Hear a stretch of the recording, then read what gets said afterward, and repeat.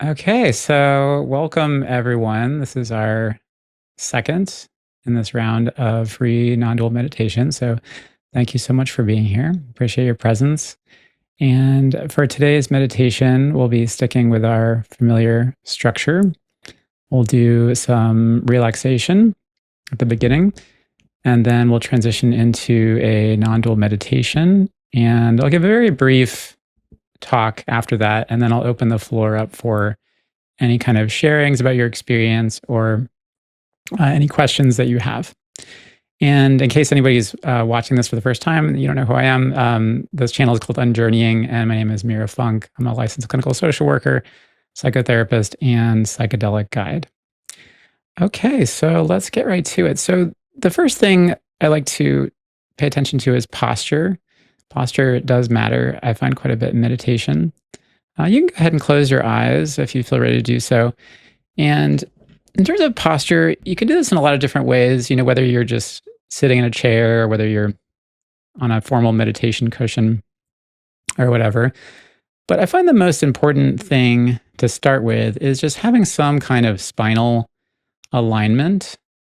An instruction I received a long time ago at a Zen center is just imagine that there's a string on the top of your head and somebody is just gently pulling it up, not too tight, but just a little bit, so everything just kind of lengthens. And you still have a nice curvature in your lower spine, but you have a lot of alignment in kind of the upper spine, the cervical spine, the neck. And there's something about that elevation and that uprightness that tends to cultivate an attentional brightness. So it lets you be present and alert, which is helpful for meditation because sometimes when we close our eyes, we just want to fall asleep, which is okay. Maybe you need a little nap.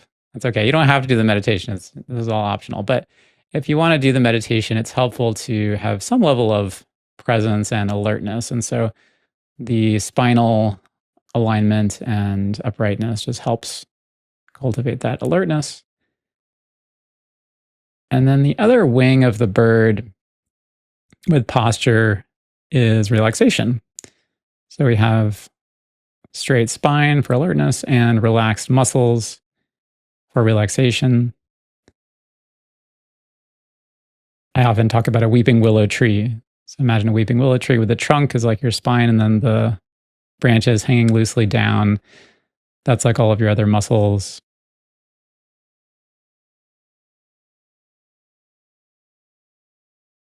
And you can cultivate that relaxation quite intentionally, going through your body part by part. Today, why don't we start with our faces, because faces can hold a lot of tension. May not even realize it, but there's going to be little micro moments of tension in your face. And so just tune into your face and see how you're feeling there and see if you can find anywhere you might be gripping or holding. For example, in your forehead, see if you can loosen up any knots that might be in your forehead.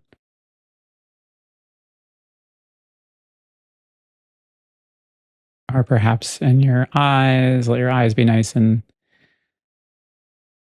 just relaxed, floating effortlessly. The muscles of your cheeks, your jaw, all parts of your face just nice and at ease and relaxed.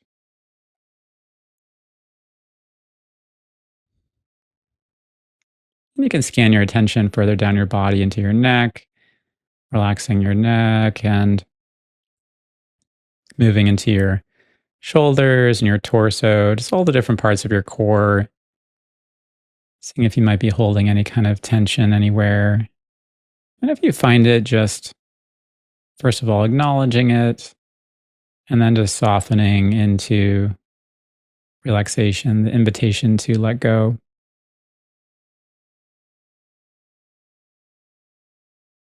And this is an invitation without any expectations. So maybe the muscles relax, maybe they don't, that's okay.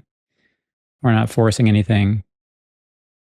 And if you still feel tense, that's okay. You can just notice what you're feeling.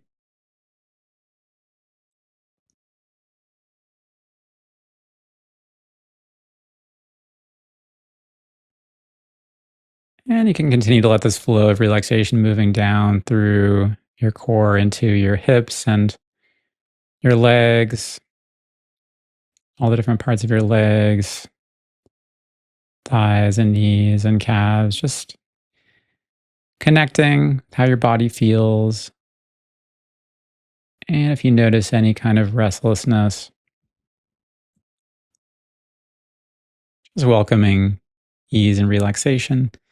Sometimes our legs can be a little fidgety or they want to kind of tap or be a little restless, like you want to get up and go somewhere. That's okay. It's just a habit. And you can just compassionately notice if that's happening and then let your legs be still.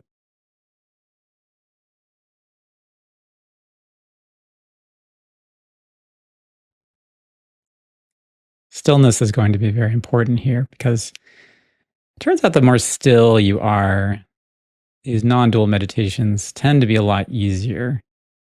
It just allows us to relax and kind of melt into awareness.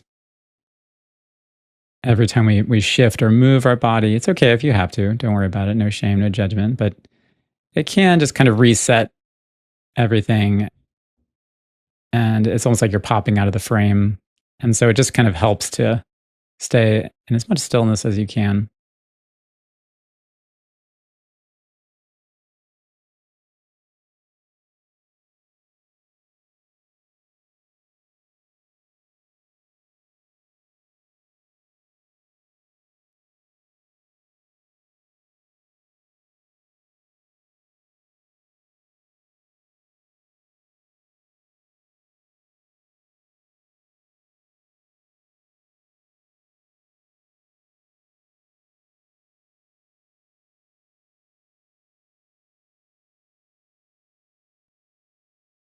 And we can also induce relaxation with our breath, especially at the end of the day. Sometimes if you've had a stressful day, your breath can reflect that. The breath might be high, it might be shallow, up in your chest. And relaxation can begin simply by a gentle invitation of your breath down, letting it come down into your belly. So in the in breath, it feels like your belly is inflating like a balloon and deflating on the out breath, nice, deep, and slow.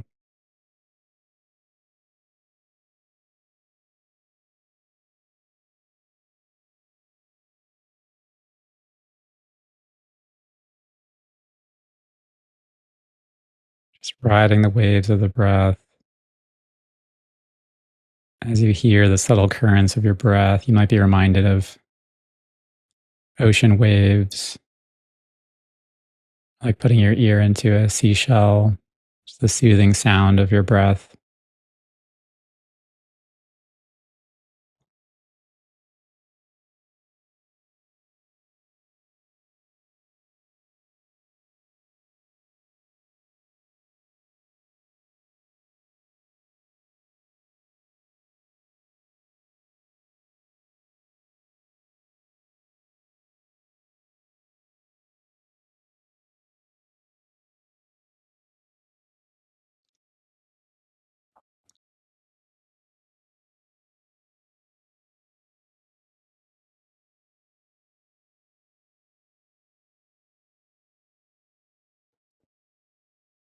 Letting your body sink deeper and deeper into relaxation at the bottom of each long, slow exhale.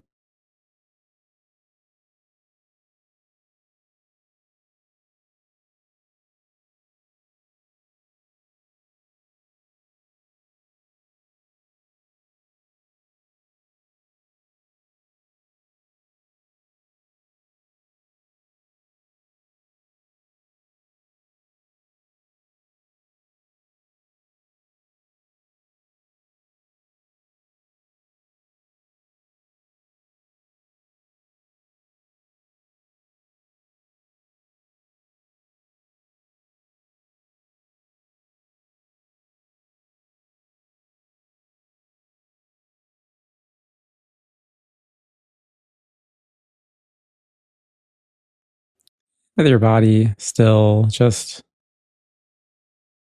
tuning into your body as a whole, just feeling yourself sitting here, sensations of gravity, maybe the feeling of your heartbeat. Just taking a moment to notice what it's like to be you right now, sitting here, breathing in stillness.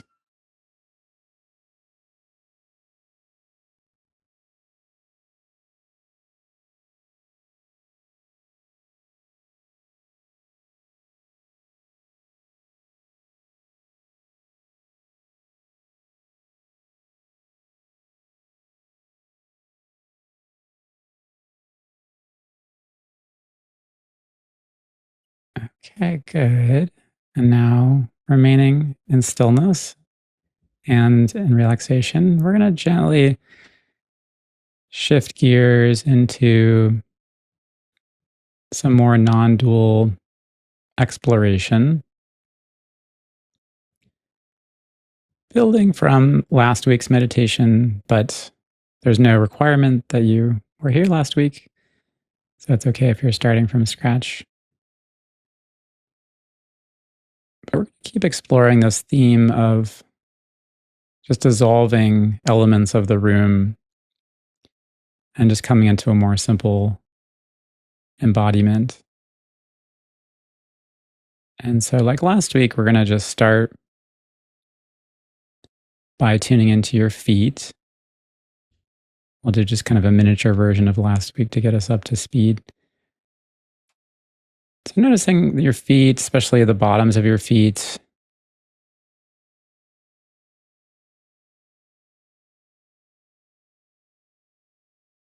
or any part of your body that is in contact with the floor.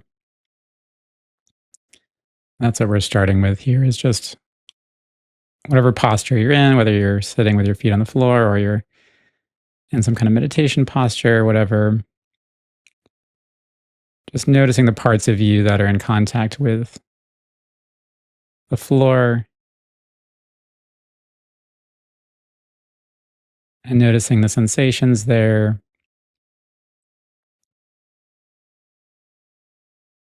Focusing on those contact points of pressure.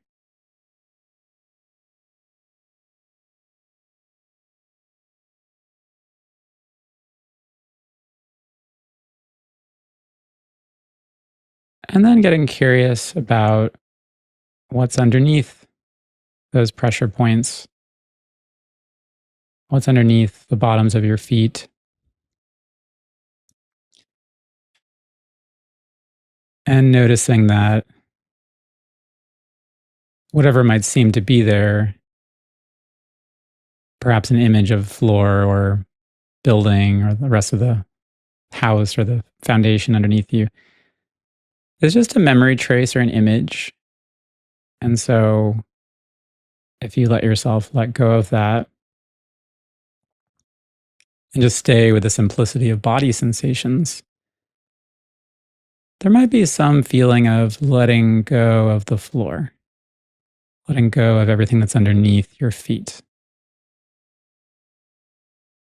This isn't adding in any special experience, it's almost more subtractive. It's like, what's it like to just stay with the simple sensations that are actually in contact with your skin, with your nerve endings on your feet, and then everything else that feels like it's underneath your feet. Just recognizing that you're not touching those things. You're not touching the foundation of the building. So you can just sort of let go of it. And there may be some feeling of spaciousness or opening, or the floor falling away, something like that.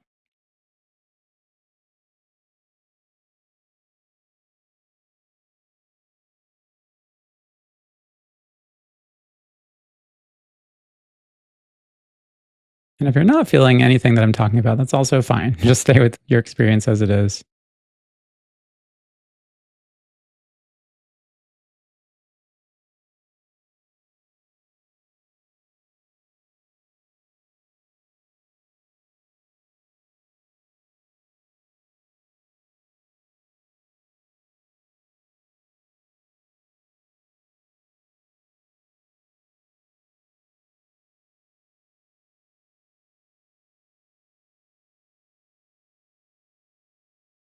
And now we're going to build on this floor dissolving and extend the same inquiry in other directions.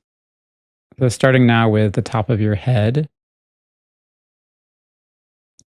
So, direct your attention to the top of your head and just notice how it feels.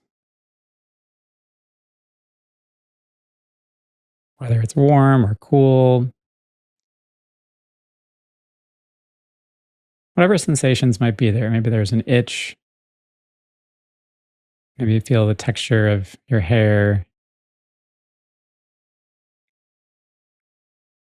Maybe there's some air currents in the room that you feel. Whatever is there, just getting in touch with it.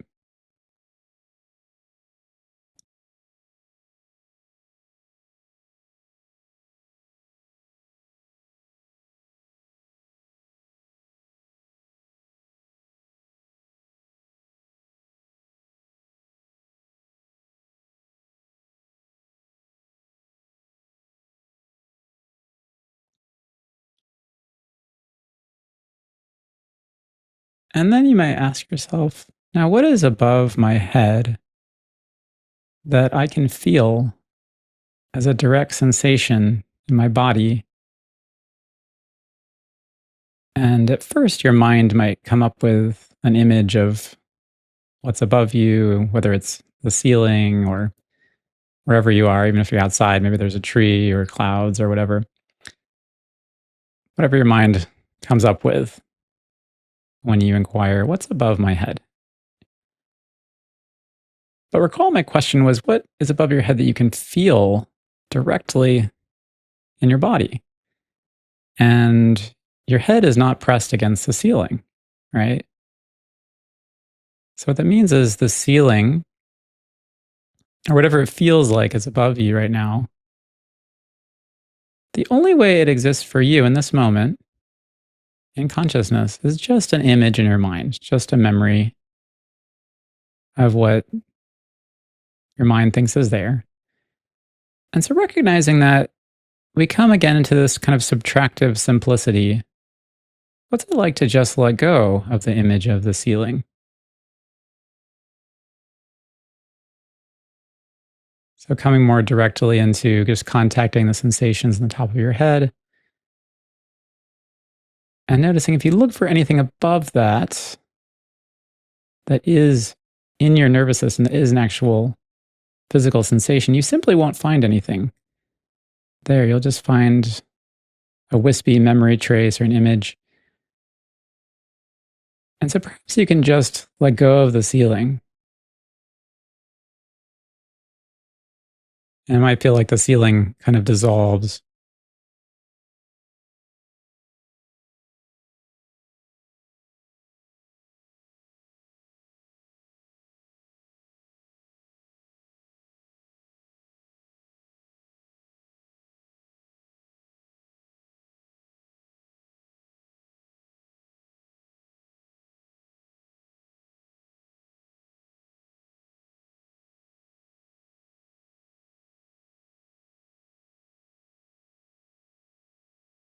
Or if that's not happening for some reason, imagination can actually be our friend here. So you can actually simply imagine that above your head is just space. As if you are outside, even if you're not, even if you're sitting in a room, you might just imagine, what if there was just sky or just space above my head? And then you might just find the solidity of the ceiling, the sense of a ceiling may just soften and dissolve, revealing itself to be nothing more than a kind of dream image or a memory. And maybe it opens up into nothingness or spaciousness.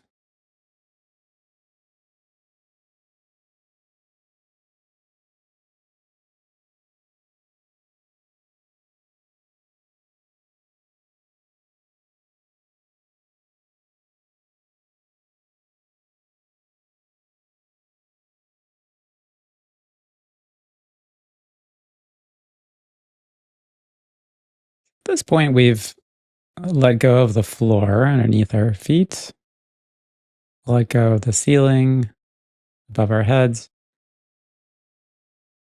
perhaps accessing some sense of space or openness where the solidity of those things used to be.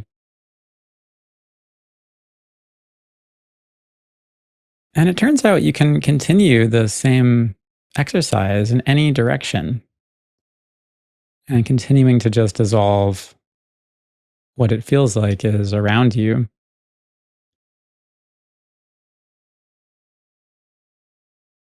So, next, for example, we can start with sensations on the front of your body, like at your heart center, for example, just noticing your chest, where your heart is, whatever sensations are there.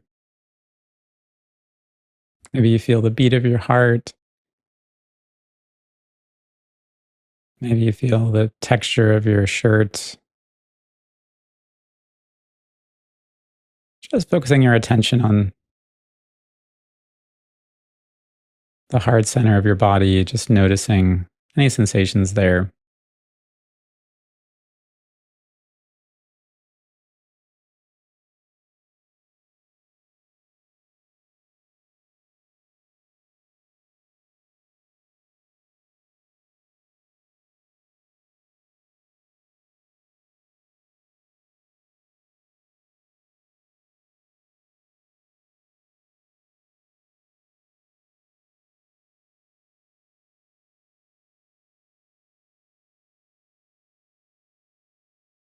And then, as before, we can ask, well, what's in front of those sensations in your chest? What's in front of you? And again, your mind might think, oh, there's the furniture, the computer, the walls. And again, the twist here is what's in front of you that you can actually feel directly in your body. And because your chest is not currently pressed against furniture, presumably, you can't actually feel it directly in your body. So its only existence for you in this moment is as a kind of memory or this kind of image trace that, again, has a certain lightness that makes it easy to just let go of. And so, once again, you may find whatever it feels like is in front of you, the walls, the furniture, just melting away or dissolving into space.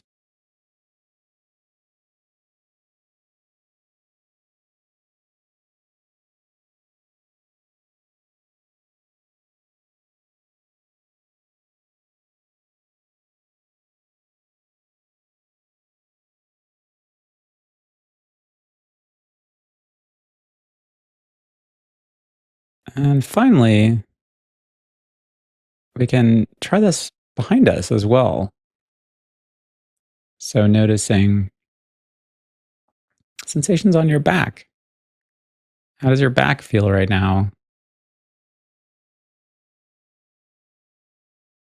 Can you feel the muscles of your back, the skin of your back, the shirt on your back, whatever texture is there might be happening, pressure, temperature?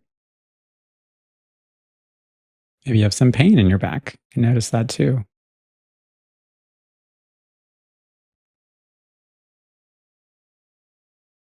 Just focusing on the details of what's happening.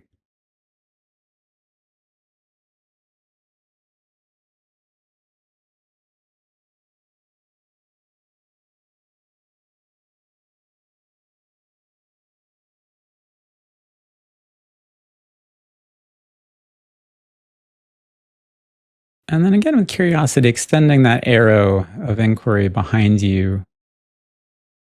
What can I feel behind me? What can I feel behind me in my body? And your mind, again, perhaps may come up with initially the furniture, the walls, the things like that. See what it's like again, just to let go of that, recognizing you're not directly touching it. And even if your back is pressed against a chair, it may feel a bit harder to let go of the chair. That's okay. But recognize too, even then, all that's accessible to your body is just the sensations of pressure at those points of contact. And the sense that there is this object of a chair and the shape of it and the size of it, it's still an image, a concept in your mind. And I would still invite you to see what it's like to just let go of that, dissolve it, replace it with space if you need to.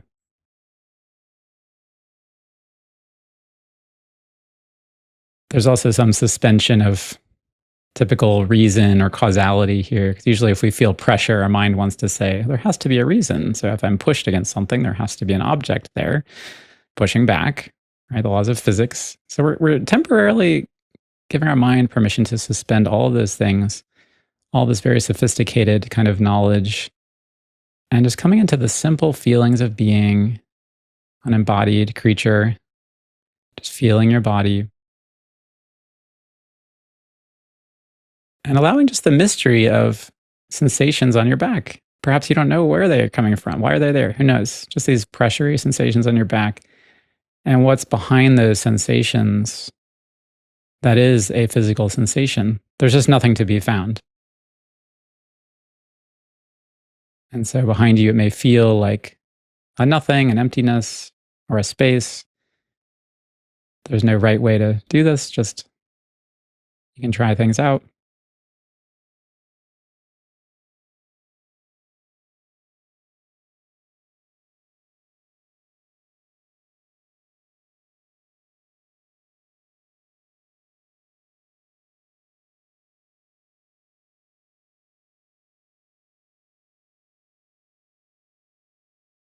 And so now, having pointed this arrow of inquiry in these different directions, down, up, front, back, we could also go left and right. We could continue. You're probably getting the hang of it here, perhaps, that we are softening into this kind of floating in space sensation here. The question is just simply, what's it like to relax your body, get in touch with your body sensations, and then give your mind permission to just turn off the extra programs it's running that are keeping the story and the image of where you are and what's around you going. It's like this background process, running, running, running. You know, where are you? Where's the furniture, et cetera, et cetera. And that's okay, that's there, but we don't need it all the time. When we're just meditating, we can just let go of it in all directions. And then the more you do that, you might just notice this kind of settling into a deep feeling of being and embodied and noticing the sensations of your body. And then everything else around you that earlier may have felt very solid, all these objects around you can simply disappear into just space.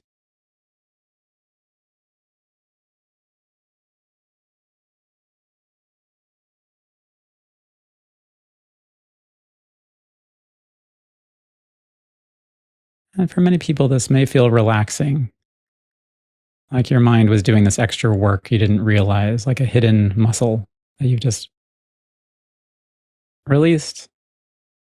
And now it's just like you're floating, kind of like floating in a flotation tank of your own awareness, just resting here and being.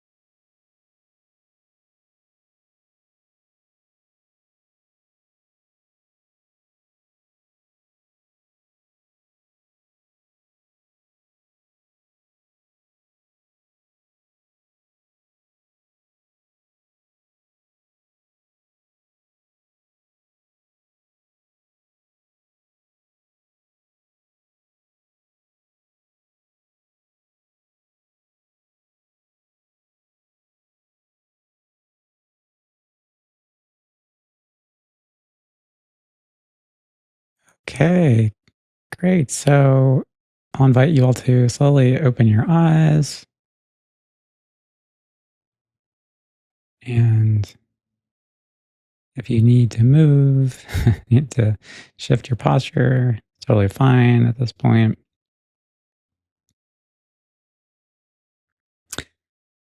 And I'll just say a few brief words, and then I'd like to turn it over to any kind of sharings or questions you guys have. So, yeah, as I mentioned, this is a continuation of a kind of sequence we've started in last week. And it's really just a kind of connection, you could say, and a kind of relaxation. So we start by connecting with our body and relaxing the body, right? And then this non-dual exercise we're doing here, you could say it's connecting with awareness. You could say there's this way that our default mode, a way of interacting with the elements in our consciousness is treating everything as this array of these solid, separate objects. That's kind of like the usual way that most of us go through the world. So we're kind of looking around. I'm looking around in my office here, and it's like computer and lamp and water bottle. That's like sort of and then there's like me, and it's my body, and it's like all these objects, and our mind seems to want to constantly like create those and hold on to them. And there's some value in that, right? It's like we need object permanence as part of a developmental step in psychology. But it's only kind of half the story. It's like if we only live in the world of solid, separate objects, there's this way that everything feels very separate. And also we're like clinging to the permanence of things, right? Because it's like if the object is solid and separate, there's some sense of like, I want to hold on to it, or I want to control it or manipulate it. I don't want it to go away. And it's also separate from me. And so what we do here is there's a kind of giving ourselves permission to come into more simplicity, or that part of the mind that keeps creating that sense of the solid separate objects, and also the sense of like, where am I and what's happening and where am I in relation to the room. Again, these are probably these deep kind of survival mechanisms in our brain that have a function, right? But if that's the only mode that we're in, there's a sort of stress to that. It's like this like very low level, almost like vigilance of a kind that is stressful, and you don't even realize it until you start relaxing. I tell people it's almost like this hidden parking brake, that you didn't realize it was on all the time, and then you like find it and release it, and then it's like, oh, okay. So when you start relaxing the separateness of things, they can kind of dissolve into this sense of some kind of global awareness, often called non-dual awareness, which feels very interconnected. Sometimes it can feel spacious. There can be certain properties that it can feel like it has. And yeah, it's not necessarily that it's inherently one way or the other. Sometimes those properties can just be ways our mind is mapping it or visualizing it or something. But it's definitely a different mode of engagement, you could say, with our field of consciousness that feels much more connected and much more relaxed. And when we do that, there's a kind of simplicity and just allowing the flow of sensations to happen. It's it's nothing like additive or complicated. It's really very just like letting your mind relax, right? Because if you just sit there and you close your eyes, I mean, and you're just like, what am I really feeling? You're feeling body sensations, right? And all the other stuff, it's I mean, there are other kinds of sensations, right? They're mental sensations, they're memory traces, but there's a kind of abstraction to them that is in the moment not quite plugged into the aliveness of your the vibrancy of your body sensations. And so coming into the simple primacy of that just allows access to this feeling of being that is so salient and compelling, and allows our mind to break from all the other kind of manufacturing it's doing. And and the nice thing is this process can integrate, off the meditation cushion. So as you become more accustomed to this, even believe it or not, doing things while driving, yes, and more complicated activities, some of that object creation and orientation stuff can be online, but there's also can be deep parts of you that are in touch with a sense of an open, spontaneous kind of spaciousness. And that kind of allows for more flow and more rest throughout the day. So anyway, I'm going to leave it there, and I want to open the floor for any questions or sharings of your experience. You can, reports in the meditation. And let's see, I have to do a few little host tools here to allow people access. So there we go. Okay. And you have a few options, as I mentioned earlier before we started, in terms of interacting. So if you don't want to appear on camera, which I totally understand, you can just use the chat. I just enabled that, so you can ask me a question there. Or if you're comfortable, appearing, feel free to just chime in. We have a really small group, so I don't think we need to do raised hands today. So feel free to just unmute and chime in. And you don't have to, you can keep your camera off if you don't want to appear visually. So you have lots of different options to engage. So yeah, with that, I will open the floor, and feel free to share anything or ask a question. Okay, I have had an experience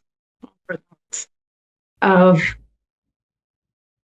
it's not really a sensory thing, but it's like, I remember looking at a tree and then suddenly realizing that, or thinking just occurred to me that I'm creating that tree. It's,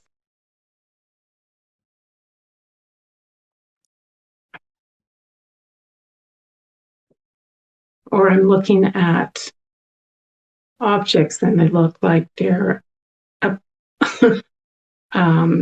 props in a set, a play set or something like that. Mm-hmm. I don't know if I'm sort of touching on non-duality that way, or if it's too much in my head. Yeah, I would say that's very familiar to me, those kind of experiences. Yeah. And there is, there's,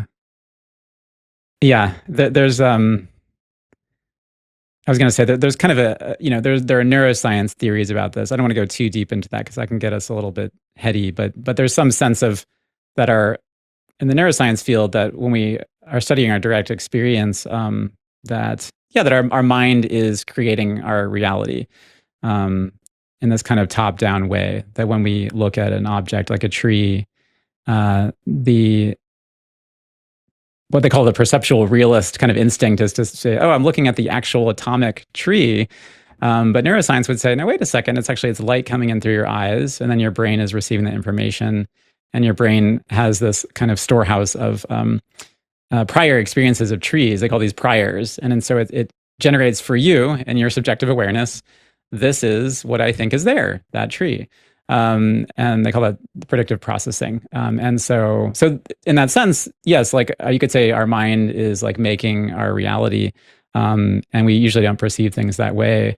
But sometimes, for whatever reason, whether it's in meditation or with psychedelics or just spontaneously, this really happens to people all the time. I mean, I've had so many people come into my practice who just say, yeah, one time I was just in the bath, or I was just looking out the window, and all of a sudden something, flips, because it's kind of this, strange property of being that's just right there. And then when you see it, and then, a lot of different aspects of your perception can be temporarily or even permanently altered. And what you're describing to me is very familiar and intimate for me. I mean, there's some sense of, you look at something and there's a sense of, it's not that I'm over here and that's there. It's like we're part of the same fabric of consciousness. Or there's a sense of, you look up at the moon, and instead of it feeling like this, orb that's like miles away, it's like, oh, this is how my mind is creating this image of the moon right now, along with all of the emotional kind of textures that moonness means for me because of my childhood and the moon, and how I, storybooks I read, Goodnight Moon, and all that stuff. It's, my mind is making that moon right now. And certainly, like, objects can sometimes take on this kind of hyper vivid and even like toy-like appearance. I mean, you can look at cars, and because your mind is recognizing that, the car isn't as instead of just seeing it as this stable, huge object, it's like you're seeing it sort of more simply as your mind is creating it at that moment. So it's like, here's an image of a car, and it's actually, if I hold up my thumb, in my direct visual experience right now, it's about the same size as my thumb. So it can look sort of like a little toy or something like that. So yeah, those kind of things can happen, and it can be a very fresh and spontaneous way of just experiencing things. Yeah. So Yeah. I would say that's very in line with this kind of exploration. Yes. Thank you for sharing that, Leslie. Any other sharings or questions, curiosities?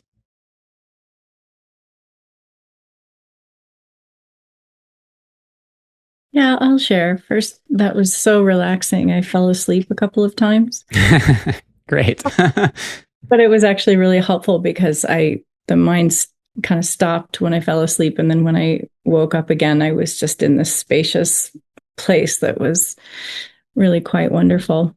Mm-hmm. But lately, I've been playing with the sensation of things arising as opposed to me things. I don't quite know how to language it. I notice it mostly when I'm driving. I can be driving and I can have that sensation that I'm not moving, that that awareness is perfectly still. There's no movement, and yet the world is coming towards Yeah. me. um and I was kind of playing with that a little bit during this meditation, just trying to feel around the edges. And it was yeah, I don't know that I succeeded, but it was interesting. And the whole experience was, it just brought me back into sort of this remembrance of awareness just is, and then all this other stuff is happening. And then the question that I keep coming back to is, there's this consensus reality around us. Like we all, when we open our eyes, we can agree that we see the same thing if we're in the same room, and that seems strange. Like anyway, that's my experience. Yeah, thanks for sharing that. I love that. Yeah, driving actually, it's funny because sometimes you'll hear meditation teachers say like, don't do this meditation while you're driving. But as you do integrate these kind of non-dual practices, I actually find that driving becomes very meditative. And I think it is something about the fact that you're actually quite still and you can almost be in a kind of meditation-like posture. Your hands are moving, but and then it feels like the world is kind of coming in. And so there is that sense of how awareness, I mean, it feels as if we're a body moving through space, like navigating this 3D space. But if you just stay with the direct sensations long enough, there's something else that it seems to be happening where it feels, you could describe it almost as if awareness is kind of like this space and things are kind of like coming into it. Although, to a certain extent, some people would say, and I would agree that even that is kind of like a creation of some kind of concept of like a awareness with a capital A, and then these separate things. Whereas it's all kind of, it's like the ocean and the waves. You can talk about it in different ways, but it's all just like the spontaneous flow of experience and water. And so yeah, that absolutely is happening. And yeah, and I think the wonderful thing, there was something you said about, I felt like, I felt like I woke up in a space. And I think the refreshing thing that I find as we keep doing these practices, even while driving, is just noticing that space, which sometimes feels like a special place, that we kind of can travel to. It's like, it's this, like it's here all the time. Like it is just the feeling of being. It is like awareness, it is consciousness itself. And it just turns out that when we investigate it and look at it closely, it just tends to, there are certain properties of it that seem to come out that, again, speaking of consensus reality, it's like when you talk with other people, in a forum like this, people can say, yeah, my consciousness feels like that too. And some people have different little quirks that are, idiosyncratic, but there's a lot of agreement, among meditators. And we sort of talk about this stuff. It's like, yeah, it feels kind of interconnected and kind of spacious and kind of spontaneous and kind of playful and light and, like vivid and things like that. And that's seems to be part of the mystery of this experience. Yeah.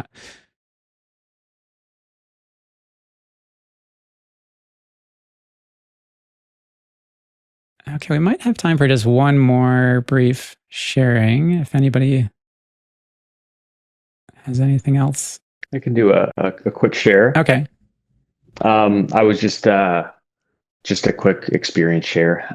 When you were talking about the chest sensations, that was very helpful for me. I felt the sensations in my chest, and then also the distinction that like everything in front of it was mind made.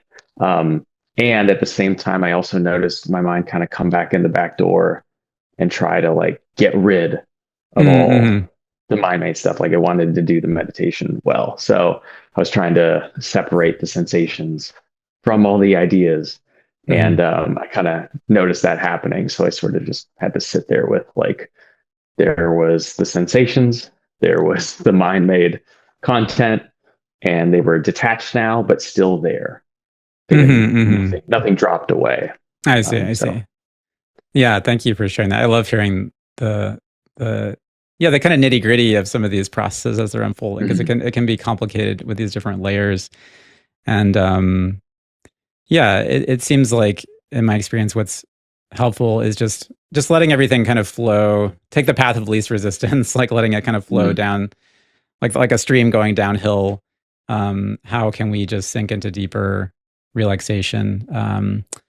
Because as I think what you're saying is like, if you notice your mind is trying to kind of effort of like, oh no, I need to have this particular experience of like pushing this stuff away or something like that, it's creating more kind of friction, right? And I want to say too, I don't, I hope it's clear, I don't mean to presume that the body sensations are somehow more like, how can I say it, like real or more correct or something like that than the because the other sensation, the stuff that you're imagining in front of you is also a sensation, right? It's like mental sensation, body sensation.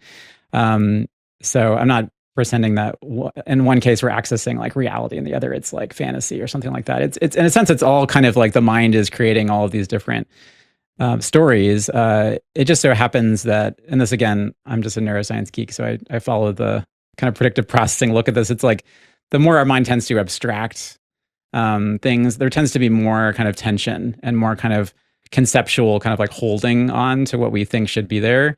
And as we kind of get deeper and deeper into layers of the simplicity of the mind, which tend to be more of these direct kind of like body sensations, it tends to correspond with a feeling of flow and presence that is much more peaceful. So anyway, I just wanted to say that because, it's not like I'm saying that, the visualizations of the furniture are somehow bad or wrong or anything like that. It's just, you can just notice as you sit there, there's just a certain amount of efforting that it takes to keep holding that stuff up. And then once you kind of notice that, it's almost like you've been holding like a coffee cup for a long time. You didn't realize it. And you're just kind of like, oh, my arm is really tired. I don't have to hold that. Let me just set that down. And that feels better to just sit here and just let it go. So that's just kind of, I hope that's helpful, is just kind of like, follow the path of relaxation. Yeah. Mm-hmm. So, okay, good. Well, I think that about wraps it up. So thank you so much, everyone, for being here. It really means a lot for this new experiment to have some folks on board trying it out with me. So we'll continue to meet each week. And I'd just like to say a few closing messages. Also for those of you who may be watching this later on YouTube, that if you find this meditation helpful, you might consider liking or subscribing. I'm currently on this push to try to get this channel above 1,000, because once I do, I can take ads off of it, which I really want to remove ads. I don't want this channel to be monetized, and I don't want ads because ads are really interruptive for meditation.